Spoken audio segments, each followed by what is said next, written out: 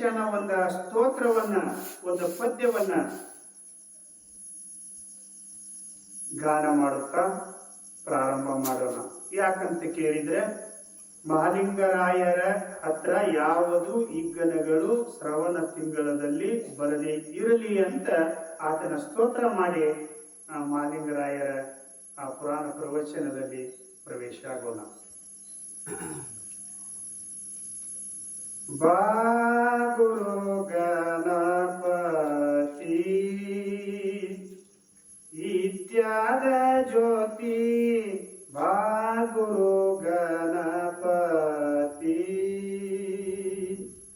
ಬಾ ಗುರು ಗಣಪತಿ ಮಂಗಲ ಮೂರ್ತಿ, ಬಾ ಗುರು ಗಣಪತಿ ಇತ್ಯಾದ ಅಧಿಪತಿ, ಜ್ಞಾನದ ಪರಮ ಜ್ಯೋತಿ, ಇತ್ಯಾದ ಅಧಿಪತಿ, ಜ್ಞಾನದ ಪರಮ ಜ್ಯೋತಿ, ವರು ಕೊಡೋ ಗಣಪತಿ, ವರು ಕೊಡೋ ಗಣಪತಿ, ಬೆಳಗುವೆ ನಾರುತಿ, ಬಾ ಗುರು ಗಣಪತಿ ಇತ್ಯಾದ ಜ್ಯೋತಿ, ಬಾ ಗುರು ಗಣಪತಿ. 6 ಶಾಸ್ತ್ರ 18 ಪುರಾಣದಲ್ಲಿ ಬಾರದೈತಿ, 6 ಶಾಸ್ತ್ರ 18 ಪುರಾಣದಲ್ಲಿ ಬಾರದೈತಿ, ಜಗವೆಲ್ಲ ಸಾರತೈತಿ, ಜಗವೆಲ್ಲ ಸಾರತೈತಿ, ಬಾರಯ್ಯ ಜಾಗಮ ಜ್ಯೋತಿ, ಬಾ ಗುರು ಗಣಪತಿ ಮಂಗಲ ಮೂರ್ತಿ, ಬಾ ಗುರು ಗಣಪತಿ. ನಿನ್ನ ತಾಯಿ ಪಾರ್ವತಿ ನಿರಗುಣಾದಿ ಶಕ್ತಿ, ನಿನ್ನ ತಾಯಿ ಪಾರ್ವತಿ ನಿರಗುಣಾದಿ ಶಕ್ತಿ, ಎಲ್ಲರ ಅಧಿಪತಿ, ಎಲ್ಲರ ಅಧಿಪತಿ, ಗಜಾನನ ಗಣಪತಿ, ಬಾ ಗುರು ಗಣಪತಿ ಮಂಗಲ ಮೂರ್ತಿ, ಬಾ ಗುರು ಗಣಪತಿ. जय मंगलम जय नमः पार्वती जगत गुरु बीरलिंग देव महाराज की जय, जगत गुरु महिमांतक महालिंगराय महाराज की जय, जय मंगलम जय नमः पार्वती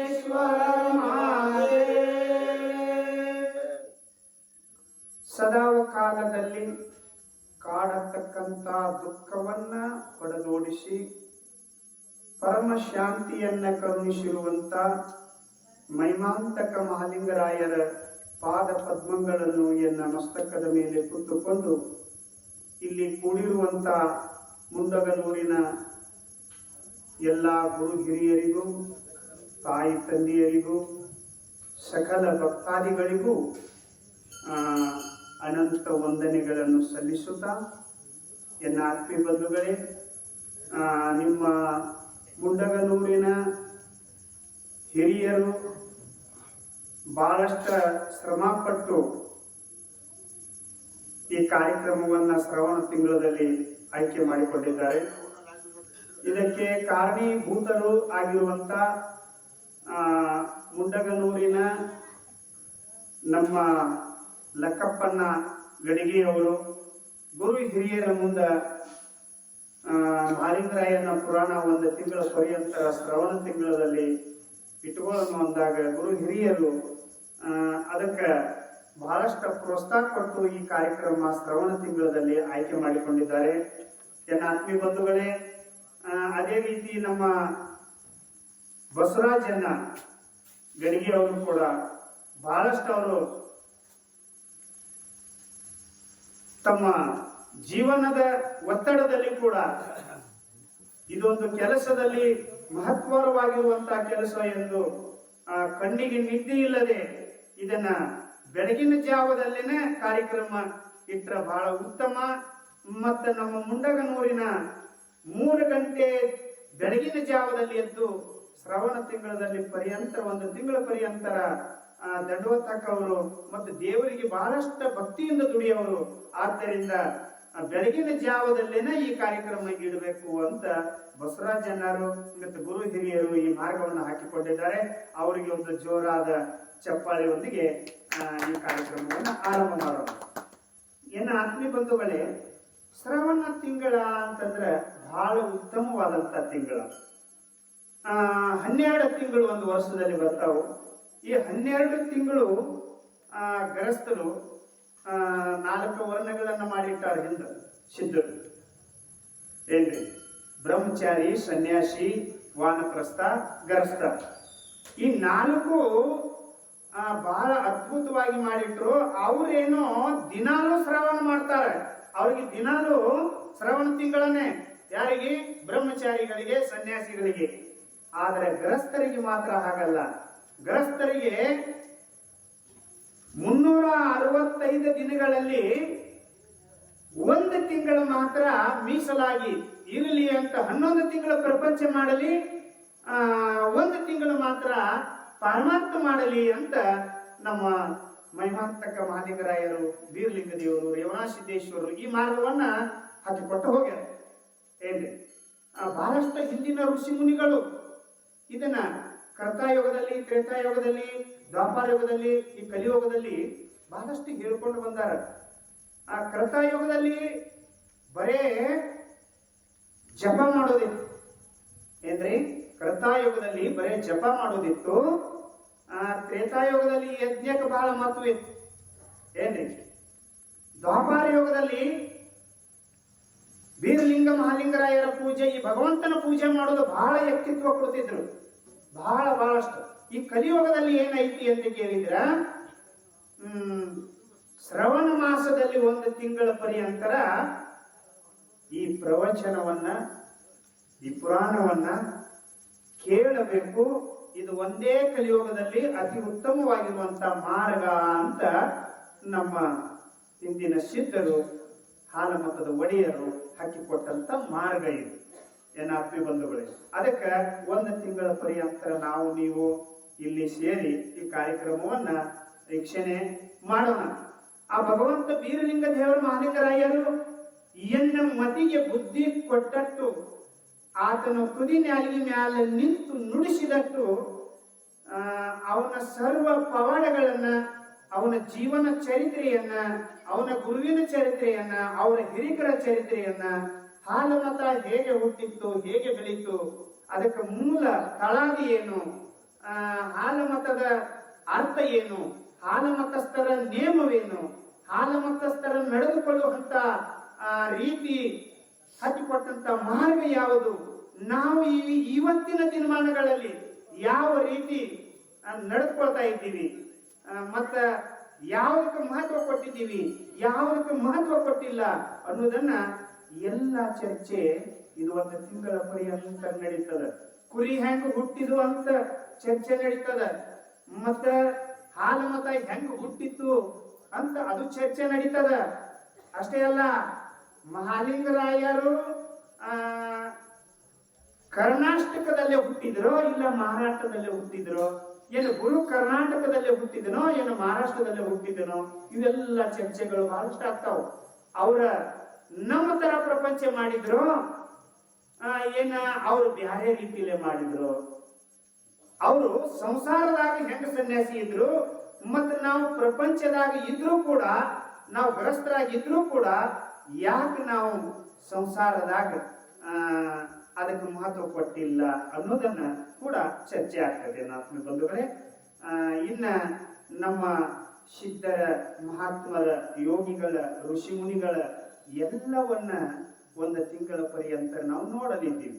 ಬರೇ ನಮ್ಮ ಮಹಾಲಿಂಗರಾಯರ, ಬೀರಲಿಂಗರ, ಹಾಲಮತ ಪುರಾಣದ ಜೊತೆಗೆ ಇಡೀ ನಮ್ಮ ಭಾರತ ದೇಶದಲ್ಲಿ, ವಿಶ್ವದಲ್ಲಿ ಆಗಿ ಹೋಗಿರುವಂತ ಎಲ್ಲಾ ಋಷಿ ಮುನಿಗಳು, ಸಿದ್ಧರು, ಸಾಧುರು, ಯೋಗಿಗಳು, ಜಂಗಮರು ಅವರಿವರೆನ್ನದೇ ಎಲ್ಲಾ ಧರ್ಮದ ಮಹಾತ್ಮರನ್ನ, ಎಲ್ಲಾ ಧರ್ಮದ ಶರಣೀಯರನ್ನ ಕುರಿತು ದಿನಕ್ಕೊಂದು ಹಾಲಮತದಲ್ಲಿ ಅವರನ್ನ ವರ್ಣನೆ ಮಾಡುತ್ತಾ ಪುರಾಣ ಪ್ರವಚನದಲ್ಲಿ ಅವರನ್ನ ಬಹಳಷ್ಟು ಕೊಂಡಾಡುತ್ತಾ ಹೋಗೋಣ. ಎನ್ನ ಆತ್ಮೀಯ ಬಂಧುಗಳೇ, ಇದಕ್ಕೆ ಬಹಳಷ್ಟು ಮಹತ್ವವನ್ನ ಕೊಡಬೇಕು ಅಂತ ಗುರು ಹಿರಿಯರಲ್ಲಿ, ನಿಮ್ಮ ಊರ ಪ್ರಮುಖರಲ್ಲಿ ಮತ್ತು ಎಲ್ಲ ನನ್ನ ಅಕ್ಕನ ಬಳಗದವರಲ್ಲಿ ಒಂದು ವಿನಂತಿ ಏನು ಅಂತಂದ್ರೆ, ಮಾಳಿಂಗರಾಯನ ಶ್ರವಣ ತಿಂಗಳಲ್ಲಿ ನೀವು ಪ್ರತಿ ವರ್ಷ ಯಥ ಪ್ರಕಾರ ಬರ್ತೀರಿ ಹೋಗ್ತೀರಿ.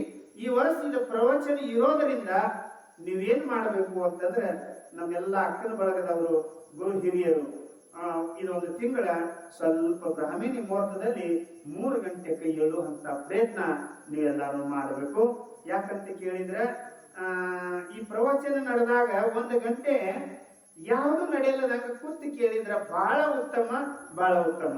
ಅದಕ್ಕೆ ಮಾಲಿಂಗರಾಯನ ಸ್ಥಾನದಲ್ಲಿ ಕುಂತು, ಬಿರುದ ಮಡ್ಡಿ ಮೇಲೆ ಕುಂತು ಜಪ ತಪ ಮಾಡಿದಷ್ಟು ಪುಣ್ಯ ನಿಮಗ ಬರ್ತೈತಿ. ಏನ್ರಿ, ದಂಡವತ್ತ ಹಾಕ್ರಿ. ದಂಡವತ್ತ ಹಾಕುದು ಅಂತಂದ್ರೆ ನೀವು ಏನು ಬೇಡ್ಕೊಂಡಿರಲ್ಲ ಹಂಗ ದಂಡವತ್ತ ಹಾಕ್ರಿ. ಮತ್ತೆ ದಂಡವತ್ತ ಹಾಕುದು ಅಂದ್ರೆ ಅದಕ್ಕೂ ಒಂದು ಸಂದರ್ಭ ಬಂದಾಗ ನಿಮ್ಗೆ ಹೇಳ್ತೀನಿ ದಂಡವತ್ತ ಹೆಂಗ್ ಹಾಕೋದು. ಹಿಂದಕ್ಕೆ ನಮ್ಮ ಮಾಲಿಂಗರಾಯ ಹೆಂಗ್ ದಂಡವತ್ತ ಹಾಕಿದ್ದ, ಈ ಯಾರಿಗೋಸ್ಕರ ಹಾಕಿದ್ದ ಅನ್ನೋದನ್ನು ಕೂಡ ನಾವು ಹೇಳೋಣ. ಮತ್ತೆ ಅಲ್ಲೊಂದು ಗೆರಿ ಹಾಕಿಬಿಟ್ಟು ಎದ್ದು ಮುಂದೆ ಹೋಗೋದು, ಇದಕ್ಕೆ ದಂಡವತ್ತ ಹಂಗಿಲ್ರಿ. ನೋಡ್ರಿ, ದಂಡವತ್ತದಲ್ಲಿ ಬಹಳ ಮಹತ್ವ ಐತಿ. ದೀರ್ಘ ದಂಡವತ್ತ ಹಾಕುದು, ಹೆಜ್ಜೆ ದಂಡವತ್ತ ಹಾಕುದು, ಪ್ರದಕ್ಷಿಣೆ ಹಾಕುದು, ಇವೆಲ್ಲ ಒಂದೊಂದು ಬಹಳ ಮಹತ್ವದದಾವ. ಅದು ಮಾಲಿಂಗರಾಯನ ಹಾಕಿಕೊಟ್ಟ ಮಾರ್ಗ. ಅದು ಬೀರಲಿಂಗೇಶ್ವರ ಯಾರು ಬಟ್ಟು ಮಾಡಿ ತೋರಿಸಿರಬಾರ್ದು ಹಿಂದ ಮುಂದ. ಅಂತ ಇದ್ದೆಯನ್ನ ಪರಿಪೂರ್ಣವಾಗಿ ಮಾಲಿಂಗರಾಯರಿಗೆ ದಾರಿ ಎರೆದ್ರು. ಮಹಿಮಾನ್ವಿತ ಮಾಲಿಂಗರಾಯ ಇಷ್ಟು ಉದ್ದಕ್ಕೆ ಬೆಳಿಬೇಕಾದ್ರೆ ಗುರುವಿನ ಗುಣಗಾನ ಮಾಡುತ್ತ ಅವರು ಮುಂದೆ ಬೆಳೆದ. ನಮ್ಮ ಕನ್ನಡ ನಾಡಿನ ಶ್ರೇಷ್ಠ ತತ್ವಜ್ಞಾನಿಗಳಾಗಿರುವಂತ ಶ್ರೀಮಾನ್ ನಿಜಗುಣ ಶಿವಯೋಗಿಗಳು ತಮ್ಮ ಕೈವಲ್ಯ ಪದ್ಧತಿಯಲ್ಲಿ ಒಂದು ಬಹಳ ಸುಂದರವಾಗಿರುವಂತ ಮೊಟ್ಟ ಮೊದಲಿಗೆ ಒಂದು ಪದ್ಯ ಹೇಳ್ತಾರೆ. ಆ ಪಲ್ಲವಿ ಯಾವುದು ಅಂತ ಕೇಳಿದ್ರೆ, ಶ್ರೀ ಗುರು ವಚನೋಪದೇಶವನಾಲಿಸಿ ದಾಗಳಹುದು ನರರಿಗೆ ಮುಕುತಿ. ಶ್ರೀ ಗುರು ಅಂತಂದ್ರೆ ಯಾರಿಗೆ ಅನ್ಬೇಕು? ಎಂತವ್ರಿಗೆ ಶ್ರೀ ಗುರು ಅನ್ಬೇಕು?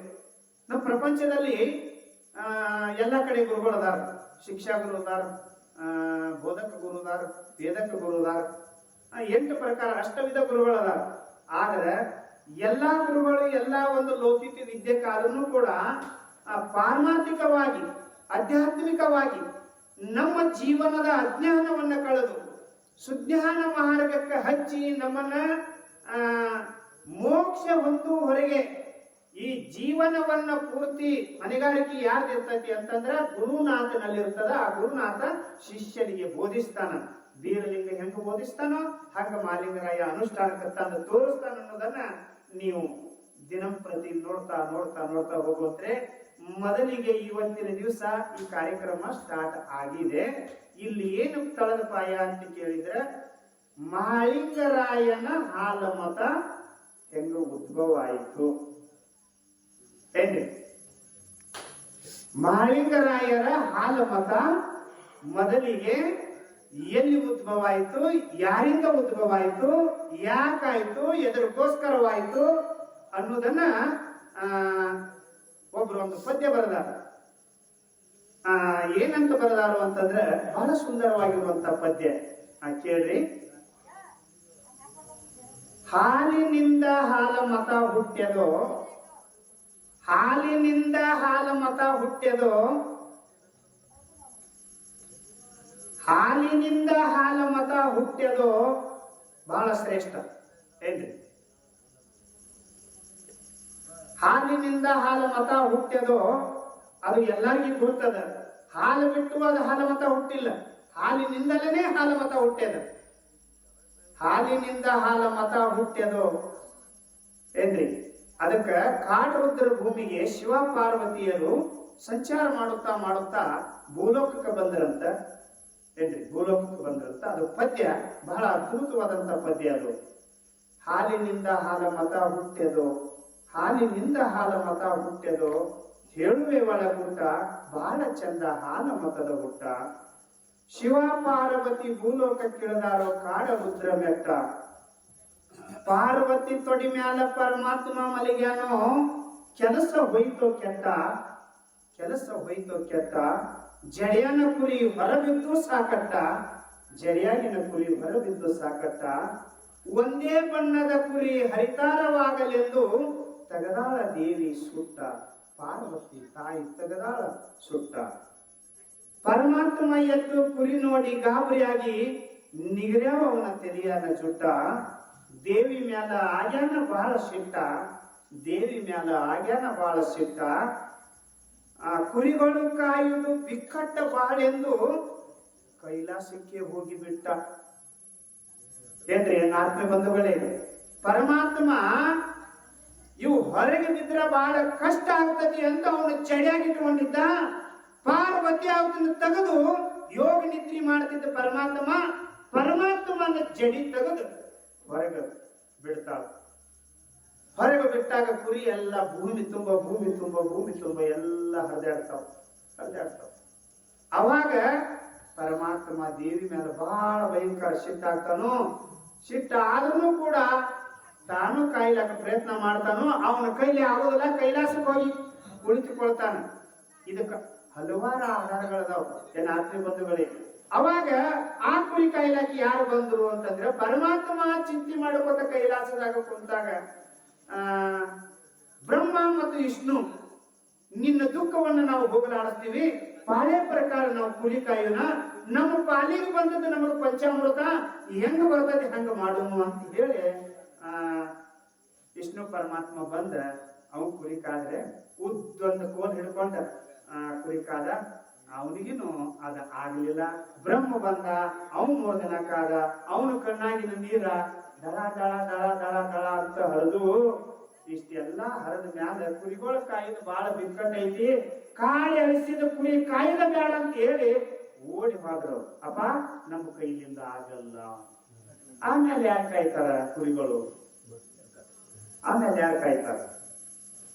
ಎಲ್ಲಾರು ಒಂದೊಂದು ರೀತಿ ಮಾಡಿ ಷಣ್ಮುಖ ಗಣಪತಿನ ಕರೆದುಕೊಂಡು ಆದಿಶಕ್ತಿ ಪಾರ್ವತಾ ದೇವಿ ಧರಣಿಗೆ ಬರ್ತಾಳ. ಕುರಿಗಳನ್ನ ಕಾಯ್ದು ಒಂದು ದಿನ ಆ ತಾಯಿ ಬಹಳಷ್ಟು ಕಷ್ಟ ಪಡ್ತಾಳ.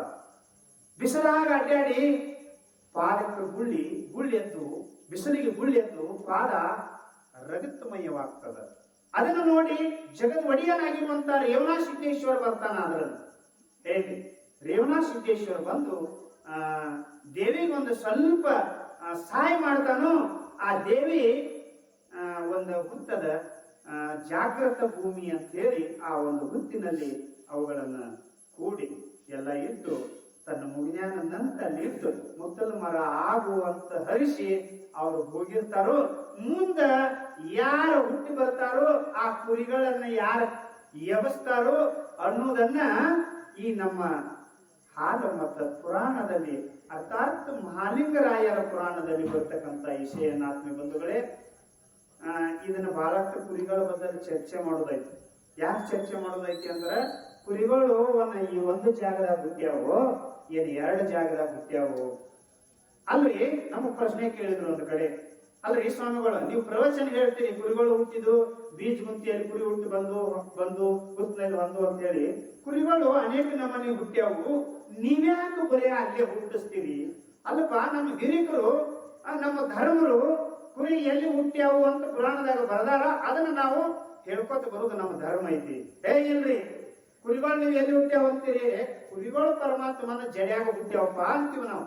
ಹಿಂದಿಂದ ಮಹಾಲಿಂಗರಾಯ ಮೊದಲನೇ 2ನೇ ಅವತಾರದಾಗ ಬಂದ ಕುತ್ತಿಗೆ ಗಳೆ ಹಚ್ಚಿದಾಗ ಕುರಿ ಹೊರಗೆ ಬರ್ತಾವಪ್ಪ ಅಂತ ನಾವು ಅದನ್ನ ಹೇಳ್ಕೊತ ಬಂದಿದೀವಿ. ನಿಮಗ್ ಹೆಂಗ ಅನಿಸ್ತೈತ್ರಿ?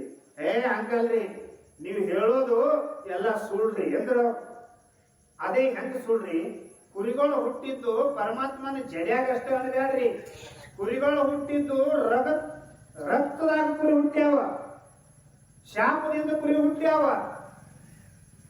ಏನ್ರಿ? ಬರೇ ನೀವು ಕುರಿಗಳು 3 ಕಣ್ಣಿನ ಹುತ್ತಿನಾಗ ಹುಟ್ಟಿದು ಅಂತ ಅನ್ನಕ್ ಹೋಗ್ಬೇಡ್ರಿ.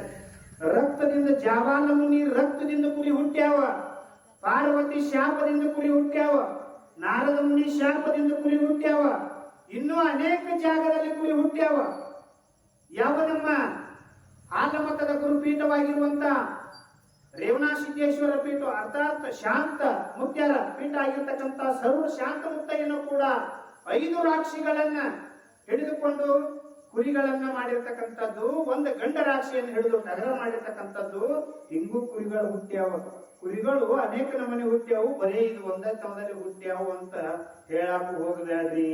ಅಲ್ಪ ನಮ್ಮ ಹಿರಿಕರು ಹಿಂಗೆ ಹೇಳ್ಕೊಂಡು ಬಂದಾರ, ಅದಕ್ಕೆ ನಾವು ಕುರಿಗಳು ಇಲ್ಲಿ ಹುಟ್ಟ್ಯಾವ ಅಂತೀವಿ. ಹೌದ್ರಿ. ಆದ್ರೆ ಮಹಾಲಿಂಗರಾಯ ಏನು ಶಾಪದಿಂದ ಹುಟ್ಟಿದ ಕುರಿ ಕಾದನೋ,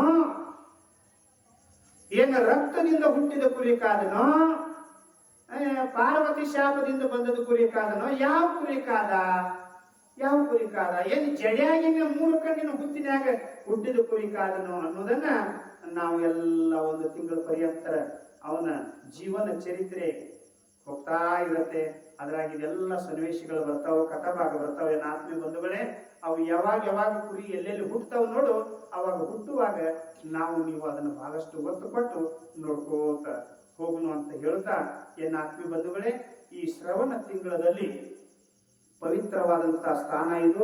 ಮಹಾಲಿಂಗರಾಯನ ಸ್ಥಾನದಲ್ಲಿ ಬಿರುದು ಮಡ್ಡಿ ಮೇಲೆ ಕುಂತಿದ್ದೀವಿ. ಇಲ್ಲಿ ಮಾಟ ಮಂತ್ರ ಯಂತ್ರ ತಂತ್ರ ಕುತಂತ್ರ ಯಾರಾದ್ರೂ ಮಾಡೋರಿದ್ರು ಅಂತಂದ್ರ ಮಾಡಿದ್ರು ಅಂತಂದ್ರ ಇಲ್ಲೆಲ್ಲ ಅವ್ರದ್ದೇನ್ ನಡೆಯಂಗಿಲ್ಲ. ಯಾಕೆ ನಡೆಯಂಗಿಲ್ಲ ಅಂತ ಕೇಳಿದ್ರೆ, ಇದು ಹಿಂದ ಕೊಟ್ಟಿಲ್ರು ಬಹಳಷ್ಟು ಮಾಟ ಮಂತ್ರದಲ್ಲಿ ಪ್ರವೀಣರಾಗಿದ್ರು. ಜೀವಂತ ಇದ್ದದ್ದನ್ನ ಸಾಯಿಸಬೇಕು, ಆ ಜೀವಂತ ಇದ್ದದ್ದನ್ನ ಅದನ್ನ ಲಯಗೊಳಿಸಬೇಕು, ಮತ್ತ ಹಾಲು ಹಿಂಡುದು ರಕ್ತ ಹಿಂಡಬೇಕು.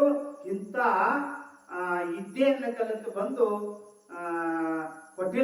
ಕೊಟ್ಟಿಲ್ರು ಅಂತಂದ್ರೆ ಅಧಮಾಧಮರು ಅಂತಂದ್ರೆ ಅವ್ರು ಎದಕ್ಕೂ ಬೇಡ. ಉತ್ತಮರು, ಮಧ್ಯಮರು, ಅಧಮಾಧಮರು ಅಂತ 4 ಪ್ರಕಾರ ಜನರು ಬರ್ತಾರು.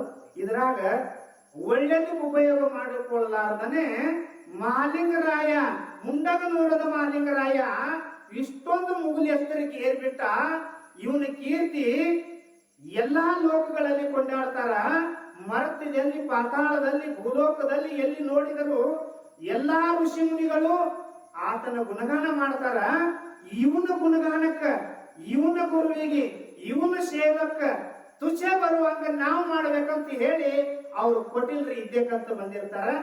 ಆ ಇದ್ಯಕ್ಕ ಮಹಾಲಿಂಗರಾಯನ ಕಲಿಸಿರ್ತಕ್ಕಂಥ ಗುರು ಕೊಟ್ಟಿರ್ತಕ್ಕಂಥ ಇದ್ಯಕ್ಕ ಅವು ಯಾವ ನಾಟ್ಲಿಲ್ಲ.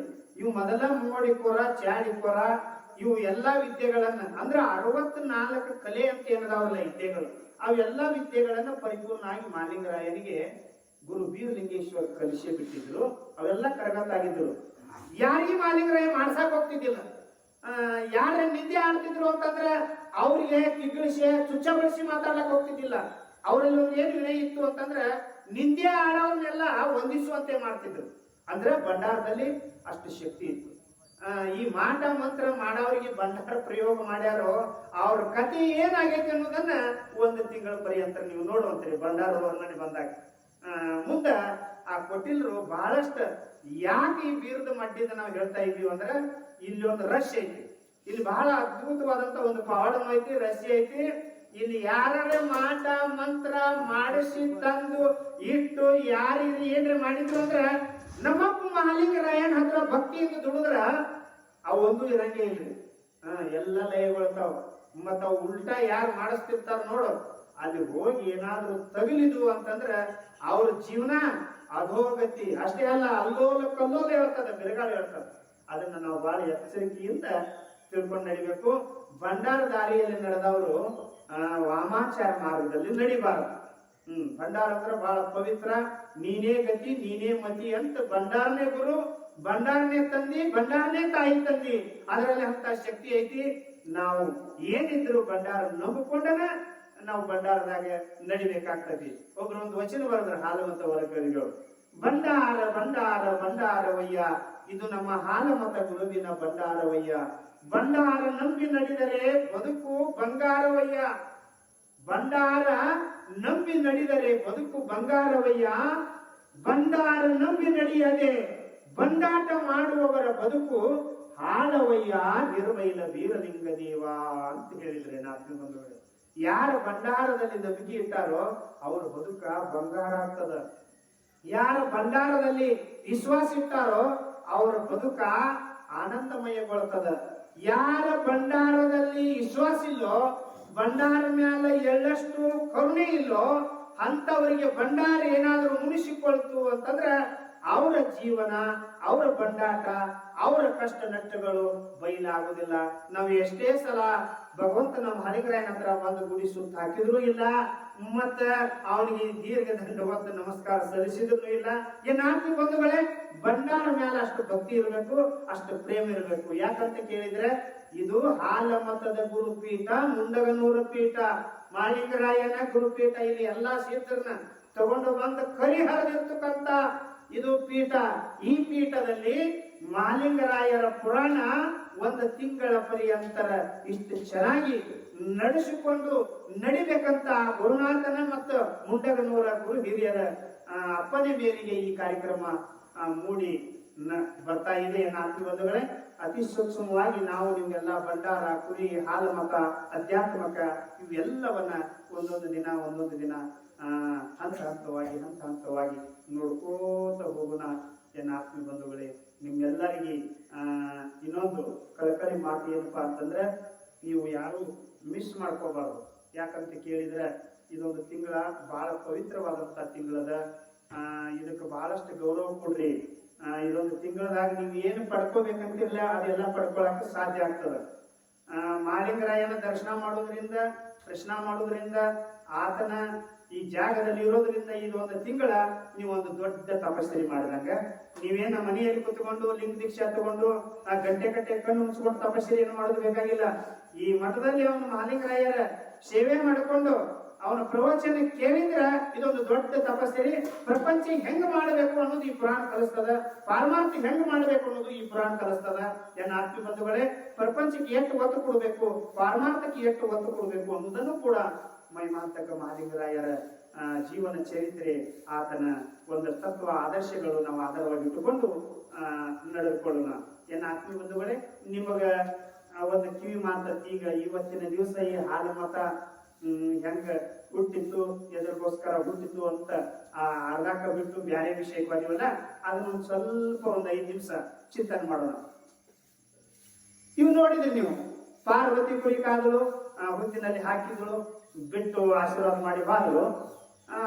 ಮತ್ತ ಪರಮಾತ್ಮ ಇದಕ್ಕೊಂದು ಏನಾರ ಮಾಡಬೇಕಲ್ಲ ಸೃಷ್ಟಿ. ಕುರಿಗಳು ಒಳಗಿಟ್ಟುಕೊಂಡಿದ್ದೆ, ಹೊರಗೆ ಬಂದು ಮತ್ತೆ ಹುತ್ತಿನಾಗ ಹೋದು ಅವುಗಳನ್ನು ಜೋಪಾನ ಮಾಡುವ ಹೊಣೆಗಾರಿಕೆ ಬಹಳ ದೊಡ್ಡದಾತು. ಮತ್ತು ಮುಂದೆ ಹಾಲು ಮತ ಬೆಳಿಬೇಕಲ್ರಿ, ಹಾಲು ಮತ ಉದ್ಧಾರ ಆಗ್ಬೇಕಲ್ರಿ. ಹಾಲು ಮತ ಕುರಿ ಬಂದ್ರೆ ತಾನೇ. ಈಗ ಹಿಮಾಲಯ ಪರ್ವತದಲ್ಲಿ ಋಷಿ ಮುನಿಗಳೆಲ್ಲ ತಪಸ್ಸರಿ ಮಾಡಬೇಕಾದ್ರೆ ಅಲ್ಲಿ ಹಿಮ ಅಂದ್ರೆ ಬಹಳಷ್ಟು ಚಳಿ, ಬಹಳಷ್ಟು ಅಲ್ಲಿ ಹಿಮ ಬೀಳುವುದರಿಂದ ಬಹಳಷ್ಟು ಥಂಡಿ ಇರುತ್ತದೆ. ಆ ಥಂಡಿಗೆ ಥಂಡಿಯನ್ನು ಹೋಗ್ಲಾಡ್ಸಲಾಕ ಕುರಿ ಉಣ್ಣಾನ ಬೇಕಲ್ರಿ, ಕುರಿ ಹೊರಗೆ ಬರ್ಬೇಕಲ್ಲ. ಅವು ಯಾವಾಗ ಕುರಿ ಹೊರಗೆ ಬರ್ತಾವೋ ಅವಾಗ ಋಷಿ ಮುನಿಗಳೆಲ್ಲ ಆನಂದವಾಗಿ ತಮ್ಮ ಚಳಿ ಮಳೆಗಳಿಂದ ಅವರು ಆ ದುಃಖದಿಂದ ದೂರ ಆಗ್ಬೇಕಾಗ್ತದೆ.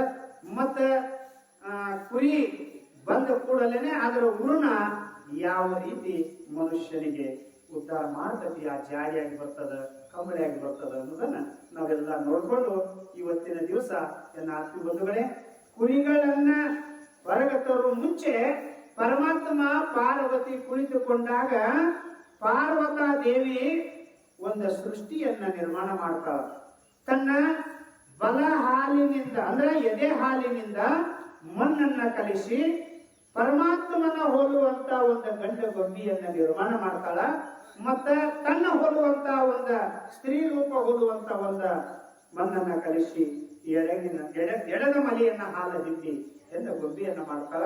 ಅದಕ್ಕೆ ಪರಮಾತ್ಮ ಎದ್ದು ಜೋಕಾಳಿ ತುಂಬ್ತಾನೋ, ಆ ಜೋಕಾಳಿ ತುಂಬಿದಾಗ ಅವಕ್ಕ ಹೆಸರಿಡುತ್ತಾರೆ. ಏನು ಅಂತ ಕೇಳಿದ್ರೆ ಮೊದಲ ಹಾಲ ಮತಪ್ಪ, ಹಾಲ ಮತವ್ವ. ಇದು ನಮ್ಮ ಇದರಲ್ಲಿ ಇಲ್ಲ, ಈ ನಮ್ಮ ಈ ಪುರಾಣಗಳಲ್ಲಿ ಇಲ್ಲ. ಇದು ವಿಷಯ ಬಹಳ ಅದ್ಭುತದ, ಬಹಳ ರಹಸ್ಯದ.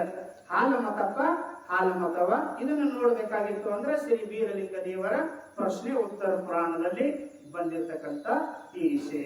ಬಂಧುಗಳೇ, ಮತ್ತ ಹಾಲಮತಪ್ಪ ಹಾಲಮತವರಿಗೆ ಇನ್ನೊಂದು ವಿಷಯ ಏನು ಅಂತಂದ್ರ ಅವ್ರು ಕರೆದ್ರು ಮುದ್ದುಗೊಂಡ ಮುದ್ದವ್ವ. ಇವ್ರಿಗೇನ ಇನ್ನೊಂದು ಬೇರೆ ಬೇರೆ ಕಡೆ ಒಕ್ಕಲ್ ಮುದ್ದಪ್ಪ ಒಕ್ಕಲ್ ಮುದ್ದವ್ವ ಅಂದ್ರ ಒಕ್ಕಲ್ತನ ಮಾಡೋದ್ರಿಂದ ಕರೆಸ್ತಾರೋ ಅವ್ರ ಕೈಲಾಸದಾಗ ಬೆಳೀತಾರೋ ಅವರಿಗೆ 7 ಸಂತಾನ ಹುಟ್ಟುತ್ತಾವು ಅಂತ ನಮ್ಮ ಸ್ಥಳೀಯ ನಮ್ಮ ಮಹಾಲಿಂಗರಾಯನ ಪುರಾಣದಲ್ಲಿ. ಅದಕ್ಕೆ ಕರಿಸಿದ್ದನ ಪುರಾಣ ಆಗಿರ್ಬೋದು, ಬೀರಸಿದ್ದನ ಪುರಾಣ ಆಗಿರ್ಬೋದು, ಬ್ಯಾರೆ ಹಾಲಮತ ಪುರಾಣ ಆಗಿರ್ಬೋದು, ಅವು ಬ್ಯಾರೆ ಬೇರೆ ಕಡೆ ಹುಟ್ಟಿಸ್ತಾವ.